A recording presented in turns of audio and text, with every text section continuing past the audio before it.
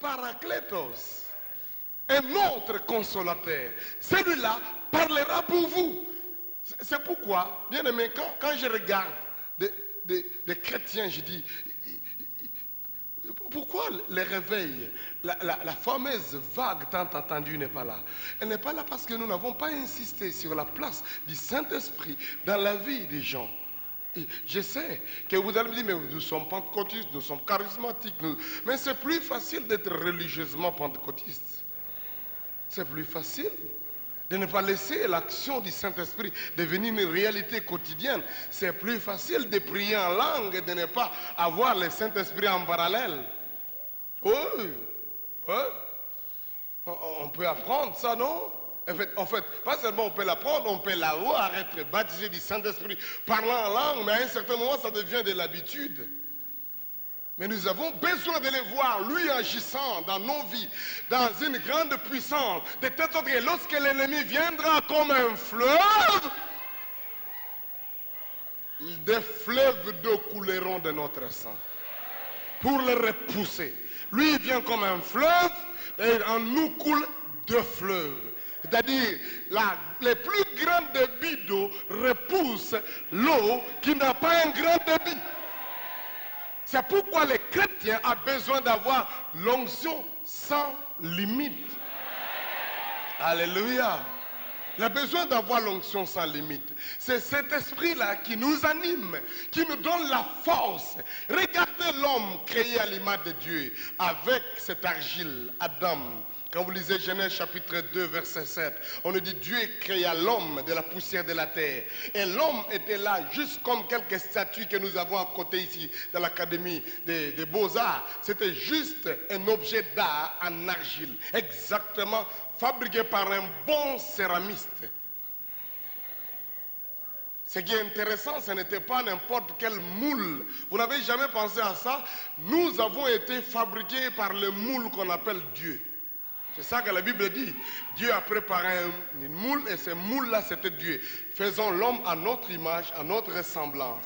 Et le moule, c'était Dieu. On a coulé l'argile dans ce moule-là, mais c'était juste un objet d'art qu'on mettrait dans un musée. Mais Dieu n'était pas content d'avoir un musée dans les jardins d'Éden. Il avait besoin des choses qui bougent. Il avait besoin des êtres qui vivaient. Et la Bible dit, en ce jour-là, Dieu souffla de son esprit dans les narines de cet objet d'art en argile. Il souffla de son esprit et l'homme devint un être vivant. Alléluia. Parce que c'est le souffle de vie. Beaucoup de chrétiens sont inertes, ils ne comprennent pas la réalité. La vie chrétienne est caractérisée de combien vous avez laissé le Saint-Esprit guider, diriger, conduire votre vie. Job, chapitre 33, verset 4 dit, « L'Esprit de l'Éternel m'a créé et le souffle du Tout-Puissant m'anime. » Je voudrais dire ça. Le souffle du Tout-Puissant m'anime.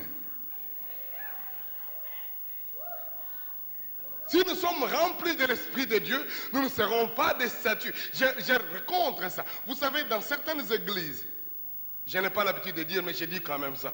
Dans certaines institutions catholiques, il y a de beaux bâtiments avec de belles statuettes. En fait, de gros statues. En fait, vraiment, de beaux monuments. Et qui ne bougent pas. Et les gens font toutes sortes de courbettes en faisant ça. Et je sais que nous, pentecôtistes, charismatiques, protestants, nous sommes contre ces choses. Mais je me pose des questions.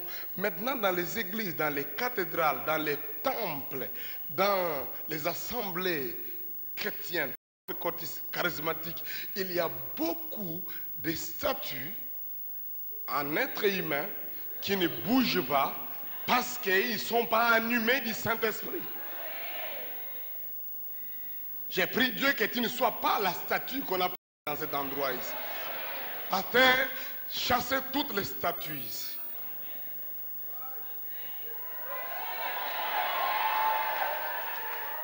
Alléluia. Et il y a des gens comme ça, vous le verrez quand ils viennent à l'église.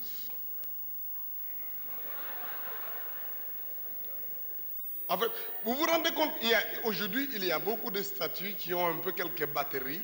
Hein? Ils peuvent bouger la tête, ils peuvent un peu faire ça. Alors, beaucoup de chrétiens dans les milieux protestants et charismatiques, c'est juste des statues, c'est juste des jouets, mais qui ont quelques batteries pour les amener à un endroit et puis revenir un peu. Et puis quand les piles deviennent de plus en plus faibles, mais le souffle de Dieu m'anime. Alléluia! Alléluia!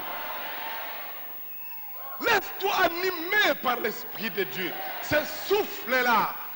L'Église passe trop de temps dans trop, on appelle ça sérieux, mais le vrai problème, c'est que ce sont juste quelques statues qui ont quelques batteries faibles. C'est pourquoi Paul dit l'obat. C'est pourquoi l'apôtre Paul dit que celui qui parle la langue s'édifie lui-même. En fait, le terme grec signifie se recharge. Alléluia. Il se recharge. Le crereba sapra canteria.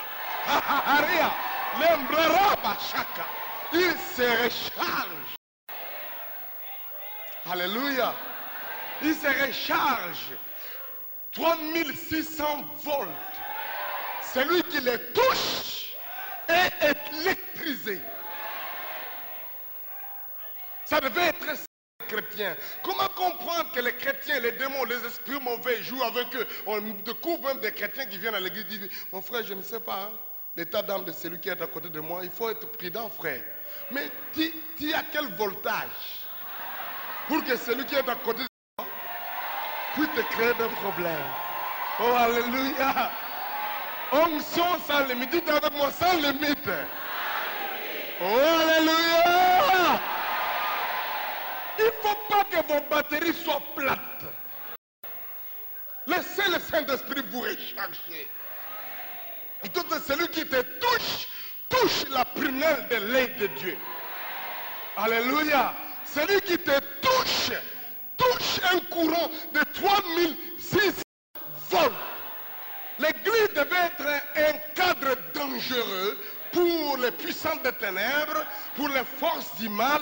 En fait, l'église n'avait même pas besoin de dire maintenant, avant lesquels nous chassons Satan, il ne faut pas qu'il soit là. La preuve qu'on les chasse avant l'église. Et après la prédication, on les chasse encore. Et après, on les chasse encore. En même temps, on est en train de dire qu'il n'est jamais parti. Qu'il reste là. Nous chauffons-nous. Alléluia. Qu'il reste là. Jésus a dit, il n'a rien à voir avec moi. Alléluia. C'est ça que l'église devait découvrir. Frères, les sœurs, des veillées, des prières, des retraites, que tu passais jusqu'à ce jour pour chercher à découvrir les racines des racines. Si tu pouvais convertir la recherche du Saint-Esprit, tu sortirais rayonnant de joie. Ça ne m'étonne pas que tous ces gens qui passent tous ces jours, toutes ces quarantaines de jeûnes de prière ressortent plus tristes, plus misérables, plus monstrueux qu'avant. Parce que la Bible dit, quand on les voit, on devient semblable à lui. Moïse a fait 40 ans, 40 jours à la montagne. Lorsqu'il descendait, son visage était rayonnant. Qu'est-ce qui t'a rendu triste lorsque tu es allé à la montagne? Qui est-ce que tu as rencontré? Si tu as rencontré, si tu es triste, c'est-à-dire que tu dois avoir rencontré un monstre. Ça me fait mal de voir des chrétiens devenir beaucoup plus laids après qu'ils soient chrétiens, par rapport à ce qu'ils étaient avant. C'est incroyable. Parce que la Bible dit quand on tourne vers lui les regards, on est rayonnant de joie. Et le visage ne se couvre point de honte. Alléluia.